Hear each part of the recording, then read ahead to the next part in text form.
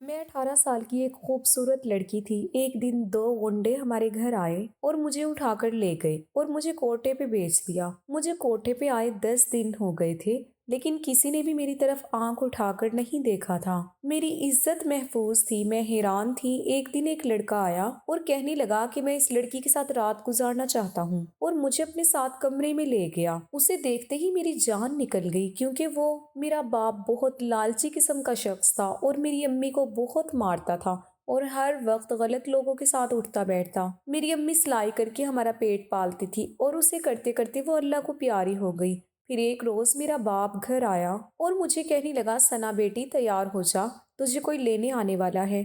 जब मैंने पूछा तो मेरे बाप ने जो अल्फाज कहे, मेरे पैरों तले से जमीन निकल गई और मेरा सर झुका हुआ था और आंखों से आंसू जारी थे। बाप के अल्फाज बाजे गश्त बनकर मेरे दिमाग में गूंज रहे थे। बेटी, मैं सच कह रहा हूँ, मैं तुम्हें जुए में हार गया हूँ। तुम्हें लोग लेने के लिए बाहर खड़े हैं, तुम उनके साथ चली जाओ, मुझे माफ कर दो। मैंने सर उठाया और बाप को खूनी नजरों से देखा। मैंने कहा, अब्बू, मैं सोच भी नहीं सकती कि तुम अपनी बेटी को जुए में हार दोगे। तुम बाप नहीं, कसाई हो। मुझे तुमसे नफरत है। अब्बू, मैं कभी तुम्हारी शक्ल नहीं देखूंगी। अब्बू हाथ बांधे मेरे सामने खड़े मुझसे माफी मांग रहा था और वो भी रो रहा था, लेकिन मुझे उसके रोने की कोई परवाह न थी। उसने मेरे साथ अच्छा नहीं किया। अपनी सगी बेटी को जुए में हार बैठा था। उसे जुए ही खेलना था तो बेटी को दांव पर लगाने की क्या जरूरत थी। तभी बैरूनी दरवाजे पे जोर से दस्तक हुई। बाहर वही लोग खड़े थे जिन्होंने जुए में मुझे जीता था।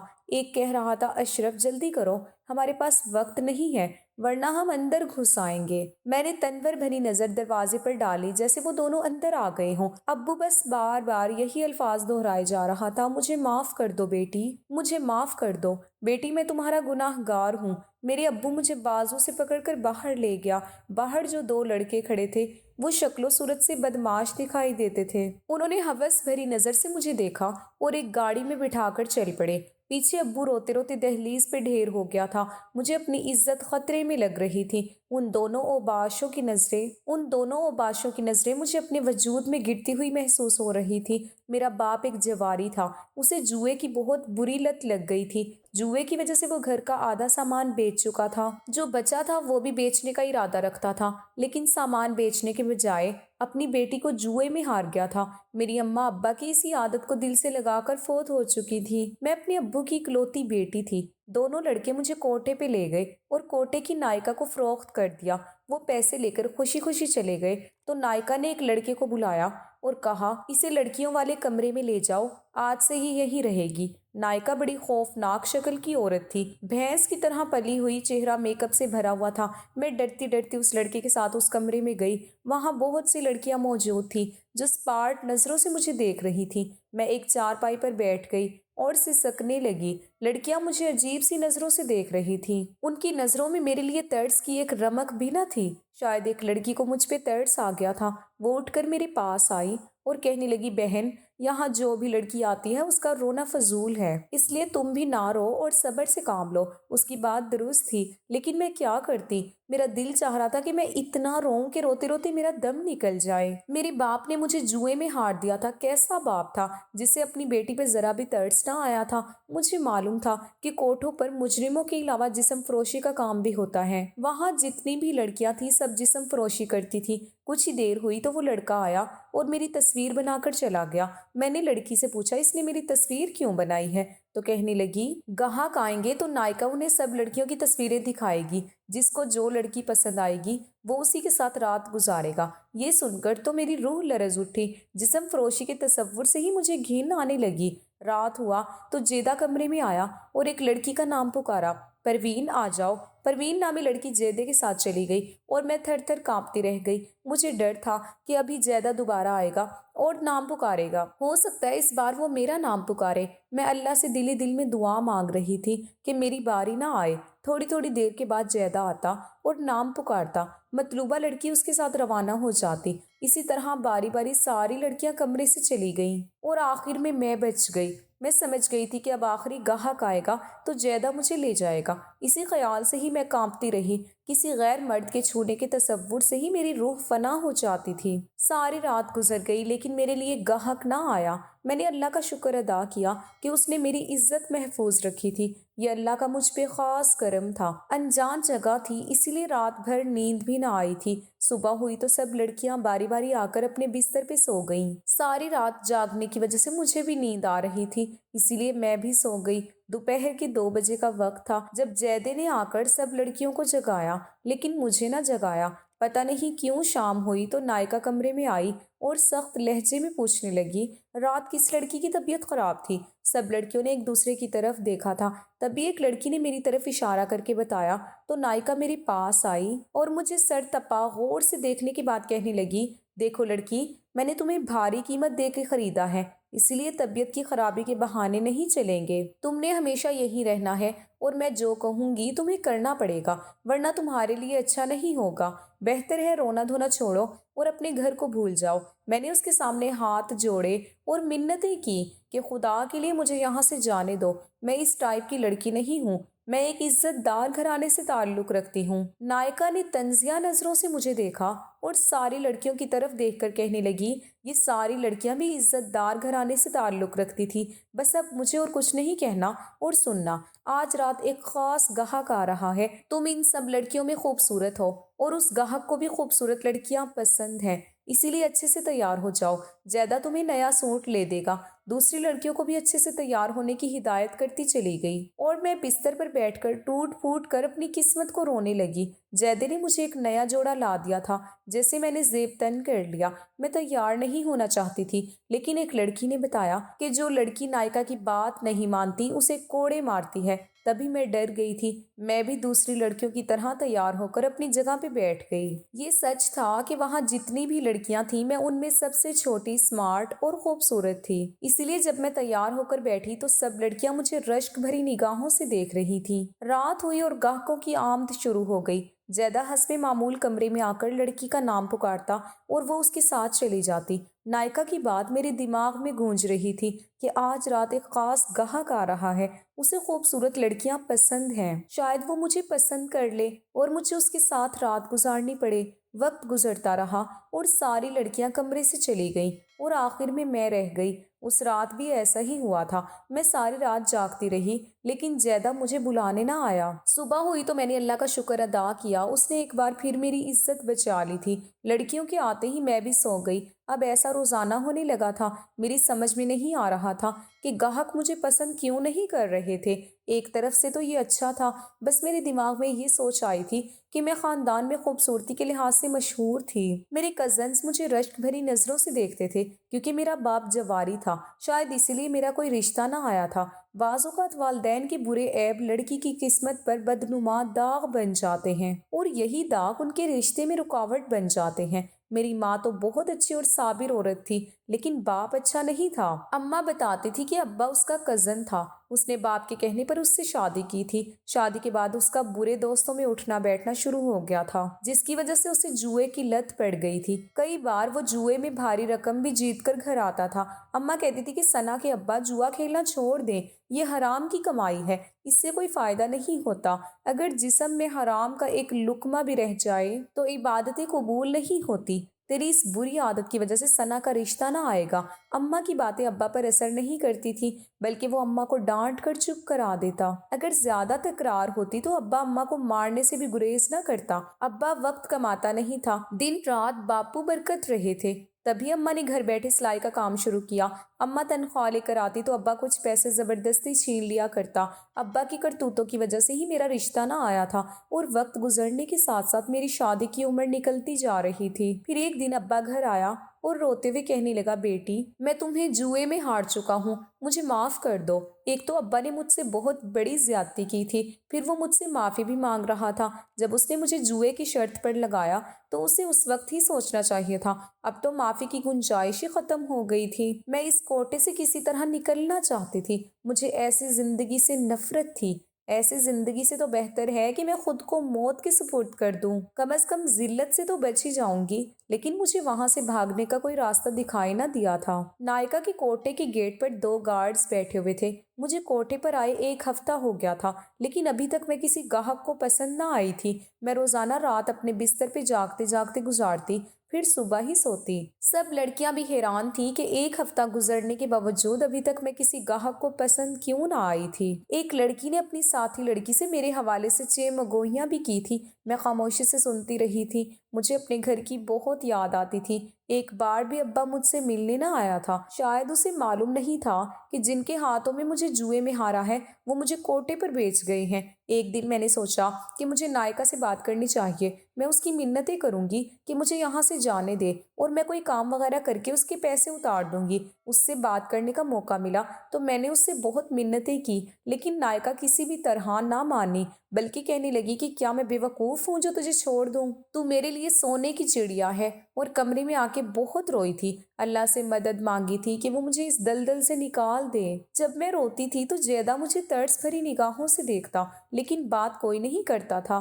ایک رات جب سب لڑکیاں اپنے گاہکوں کے ساتھ رات گزارنے کمروں میں چلی گئیں تو میں اٹھ کر کمرے سے باہر نکل آئی۔ میں نے سوچا تھا کہ شاید مجھے یہاں سے بھاگنے کا موقع مل جائے۔ میں برآمدے میں پہنچی، لیکن مجھے نائکا تو کہیں نہ دکھائی دی، لیکن جیدے کے ساتھ ایک آدمی دکھائی دیا۔ اس آدمی کو دیکھتے ہی میرے پیروں تلے سے زمین نکل گئی۔ وہ آدمی ہمارے ہی محلے کا تھا۔ اس کا نام ارشد تھا، محلے میں معزز آدمی کے نام سے مشہور تھا۔ اس کی عمر 50 سال کے لگ بھگ تھی۔ وہ شادی شدہ اور جوان بیٹیوں کا باپ تھا۔ اسے کوٹھے پر دیکھ کر اس کی ساری شرافت کے پول کھل گئے تھے۔ زیدہ اسے میری ہی تصویر دکھا رہا تھا اور کچھ کہہ رہا تھا جو میں نہ سن سکی، اور میں کمرے میں چلی گئی۔ مجھے ڈر لگا ہوا تھا کہ کہیں وہ میرے ساتھ رات گزارنے کی حامی نہ بھر لے۔ وہ مجھے جانتا تھا کہ میں اشرف کی بیٹی ہوں اور میرا باپ جواری ہے۔ جب آدھا گھنٹہ گزر گیا اور جیدہ مجھے بلانے نہ آیا تو مجھے تجسس ہوا۔ پتہ نہیں جیدے نے ارشد سے میرے بارے میں کیا بتایا تھا اور میری تصویر دیکھ کر ارشد نے کیا کہا تھا۔ اگلے دن جب جیدہ ملا تو میں نے اس سے پوچھ ہی لیا۔ کہنے لگا تم پوچھ کر کیا کرو گی؟ وہ آدمی تمہاری تصویر دیکھ کر حیران ہو رہا تھا کہ تم اس کوٹھے پر کیسے پہنچی ہو۔ میں نے اسے بتایا کہ تمہارا باپ تمہیں جوئے میں ہار گیا تھا اور جوا جیتنے والے تمہیں یہاں بیچ گئے تھے۔ تمہارے علاوہ اور کوئی لڑکی نہیں تھی، اسی لیے وہ واپس چلا گیا تھا۔ میں نے سکون کی سانس لی اور پوچھا کہ اس نے میرے ساتھ رات کیوں نہیں گزاری۔ زیدے نے غور سے مجھے دیکھا اور کہنے لگا مجھے نہیں معلوم، بس کچھ دن انتظار کر لو۔ وہ چلا گیا اور میں دم بخور رہ گئی۔ زیدے کی آنکھوں میں نہ جانے ایسا کیا تھا کہ اس نے مجھے سحر زدہ کر دیا تھا۔ اس کا یہ کہنا کہ بس کچھ دن انتظار کر لو مجھے الجھن میں ڈال گیا تھا۔ میں ساری رات اس کی بات پہ غور کرتی رہ گئی، کچھ سمجھ نہ سکی۔ البتہ مجھے جیدے کی آنکھوں میں اپنے لیے محبت دکھائی دیتی۔ شاید وہ مجھے پسند کرنے لگا تھا۔ وہ خود بھی خوبصورت اور لمبے قد کا جوان تھا۔ دن گزرتے رہے اور میری عزت محفوظ رہی۔ نائکا نے بھی دوبارہ میرے بارے میں پوچھنا گوارا نہیں کیا تھا۔ تجسس تھا کہ بڑھتا ہی جا رہا تھا۔ میرے ساتھ رہنے والی لڑکیاں بھی حیران تھیں اور مجھے کریدنے کی کوشش کرتی تھی کہ ابھی تک مجھے کسی گاہک نے پسند کیوں نہیں کیا۔ ایک رات جب ساری لڑکیاں گاہکوں کے ساتھ کمرے میں چلی گئیں تو میں کوٹھا گھومنے کی غرض سے کمرے سے باہر نکلی۔ برآمدے میں جیدہ اور ایک آدمی بیٹھا دکھائی دیے۔ جیدے کے ہاتھ میں موبائل تھا اور وہ آدمی کو میری تصویر دکھاتے ہوئے کچھ کہہ رہا تھا۔ آدمی کے چہرے کے تاثرات بدلتے جا رہے تھے۔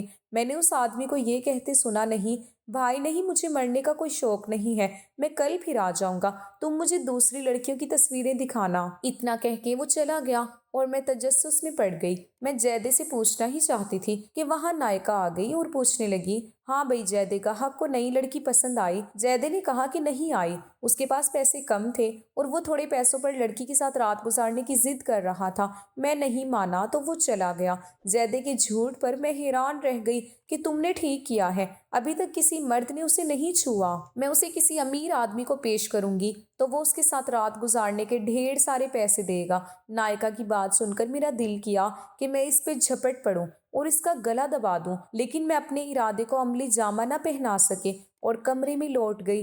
میں جیدے سے بات کرنے کے لیے بےتاب تھی کہ اس نے گاہک سے کیا کہا تھا، کہ اس نے میرے ساتھ رات گزارنے کا ارادہ بدل گیا تھا۔ میں چپکے برآمدے میں جھانک لیتی تھی، لیکن نائکا جیدے کے ساتھ بیٹھی ہوتی۔ اسی طرح رات گزر گئی اور میں جیدے سے بات نہ کر سکی۔ مجھے جیدے کا کردار پورا اسرار لگا تھا۔ میں اس سے بات کرنے کے لیے موقع کی تلاش کر رہی تھی۔ مجھے اس کمرے سے کسی اور کمرے میں جانے کی اجازت نہ دی، اسی لیے کافی دنوں سے میں نے آسمان کی شکل بھی نہ دیکھی۔ ایک دن نائکا اپنے کمرے میں آرام کر رہی تھی کہ مجھے جیدہ برآمدے میں اکیلا بیٹھا نظر آیا۔ میں جلدی سے اس کے پاس پہنچی۔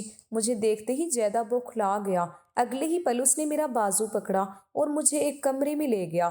غصے سے کہنے لگا، تم اپنے کمرے سے باہر کیوں نکلی ہو؟ اگر نائکا نے دیکھ لیا تو تمہاری خیر نہیں ہوگی، جلدی سے اپنے کمرے میں جاؤ۔ میں اس سے پوچھنا چاہتی تھی لیکن اس نے میری ایک نہ سنی اور مجھے کمرے میں بھیج دیا۔ مجھے بہت غصہ آیا لیکن میں ضبط کر گئی۔ میرا خیال تھا کہ میری عزت محفوظ رہے گی اور میں کسی کو پسند نہ آؤں گی، مگر یہ میری خام خیالی ثابت ہوئی۔ ایک رات جب سب لڑکیاں اپنے اپنے گاہکوں کے ساتھ چلی گئیں تو میں بھی بھاگنے کے خیال سے کمرے سے باہر نکلنے کی خاطر اٹھی۔ دروازے پر پہنچی تو مجھے ایک لڑکے کی آواز سنائی دی۔ وہ میرا نام لے کر کہہ رہا تھا، ہاں مجھے یہی لڑکی چاہیے، میں اسی کے ساتھ رات گزارنا چاہوں گا۔ یہ سنتے ہی میری جان نکل گئی اور میں سمجھ گئی کہ آج رات میری عزت تار تار ہو جائے گی اور میں خود کو بھی منہ دکھانے کے قابل نہ رہوں گی۔ میں رونے لگی لیکن میرا رونا نائکا کا دل موم نہ کر سکا۔ جیدہ مجھے لے جانے کے لیے کمرے میں آیا اور کہنے لگا، پریشان نہ ہونا، جو لڑکا آ رہا ہے اس کی بات غور سے سننا۔ آ جاؤ۔ میں اس سے کچھ پوچھنا چاہتی تھی لیکن وہ جلدی سے باہر نکل گیا۔ میں اس کے پیچھے چل دی۔ وہ مجھے کمرے کے دروازے پہ چھوڑ کے چلا گیا۔ میں دھڑکتے اور لرزتے وجود کے ساتھ کمرے میں داخل ہوئی۔ وہ جو کوئی بھی تھا دروازے کی طرف پشت کیے کھڑا تھا۔ میں اس کے پیچھے جا کر کھڑی ہو گئی۔ وہ جب مڑا تو اسے دیکھ کر میری جان ہی نکل گئی۔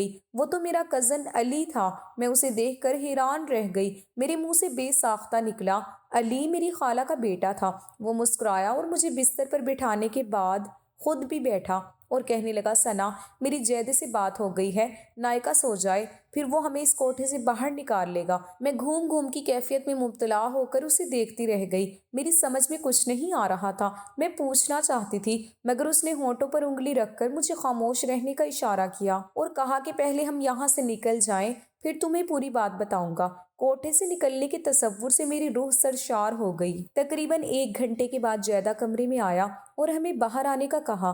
ہم اس کے پیچھے کمرے سے باہر نکل آئے۔ جیدے نے بتایا کہ نائکا سو گئی ہے، ایک گارڈ واش روم میں ہے اور دوسرے کو میں باتوں میں لگاتا ہوں، تم ثنا کو لے کر یہاں سے نکل جاؤ۔ ہم نے ایسا ہی کیا۔ گیٹ پر ایک گارڈ موجود تھا اور جیدے نے اسے باتوں میں لگایا اور میں علی کے ساتھ نکل گئی۔ وہ سیدھا مجھے اپنے دوست کے فلیٹ پہ لے گیا۔ میں بے حد خوش تھی۔ مجھے یوں لگ رہا تھا جیسے مجھے نئی آزادی ملی ہو۔ میں ساری بات جاننے کے لیے بے چین تھی۔ تبھی علی نے تفصیل بتانا شروع کی۔ میں کسی کام سے تمہارے گھر گیا تھا، خالو جان کی طبیعت بہت خراب تھی، میں انہیں ہسپتال لے گیا۔ جب ان کی طبیعت سنبھلی تو انہوں نے رونا شروع کیا۔ میرے اکسانے پر انہوں نے بتایا کہ وہ تمہیں جوئے میں ہار چکے ہیں اور دونوں لڑکوں نے تمہیں کوٹھے پر بیچ دیا ہے۔ مجھے افسوس بہت ہوا ثنا، میں تم سے بچپن سے محبت کرتا تھا اور تمہیں اپنانا چاہتا تھا، لیکن اماں نہیں مان رہی تھی۔ اماں کہتی تھی کہ ثنا کا باپ جواری ہے، لوگ کیا کہیں گے، تم کسی اور لڑکی کو پسند کرو۔ لیکن میں نے اماں سے صاف صاف کہہ دیا تھا کہ اگر میری شادی ثنا سے نہیں ہو سکتی تو پھر کسی سے نہیں ہوگی۔ بہرحال خالو کے بتانے پر میں فوراً کوٹے پر پہنچ گیا۔ جیدہ میرا جاننے والا نکلا تھا، وہ وہاں نوکری کرتا ہے۔ میں نے جیدے کو تمہاری تصویر دکھائی اور اس سے مدد کی درخواست کی تو اس نے وعدہ کر لیا۔ عیاش پرست لوگ جب تمہارے ساتھ رات گزارنے کی خاطر کوٹے پر جاتے تو جیدہ انہیں کہتا تھا کہ تم اس لڑکی کے ساتھ رات مت گزارو، اس لڑکی کو ایڈز ہے اور یہ زندگی کے دن گزار رہی ہے، اگر تمہیں ایڈز ہو گئی تو تم بھی مر جاؤ گے، اسی لیے تمہارے ساتھ کوئی بھی رات گزارنے پہ راضی نہ ہوتا۔ ہم موقع کی تلاش میں تھے، تمہیں کوٹھے سے نکالنا بہت مشکل تھا، لیکن میں نے ہمت نہیں ہاری۔ آج ہمیں موقع مل گیا تھا تو اس نے مجھے فون کیا۔ جیدے نے نائکا کی چائے میں نشے کی دوا ملا دی تھی، اب وہ صبح سے پہلے ہوش میں نہیں آئے گی۔ گارڈ کا مسئلہ تھا تو ایک گارڈ اتفاق سے واش روم گیا ہوا تھا، دوسرے کو جیدے نے باتوں میں لگا دیا تھا۔ اب تمہارے بھاگنے کا الزام جیدے پر نہیں آئے گا، میں تمہیں صبح گھر لے جاؤں گا اور ہم دونوں سادگی سے شادی کریں گے۔ کیا تم مجھ سے شادی کرنا چاہو گی؟ علی کی باتیں سن کر میرے اندر سکون کی لہر دوڑ گئی تھی۔ میں نے اللہ کا شکر ادا کیا تھا، ساری بات میری سمجھ میں آ گئی تھی کہ میری عزت اگر محفوظ رہی تو علی اور جیدے کی وجہ سے۔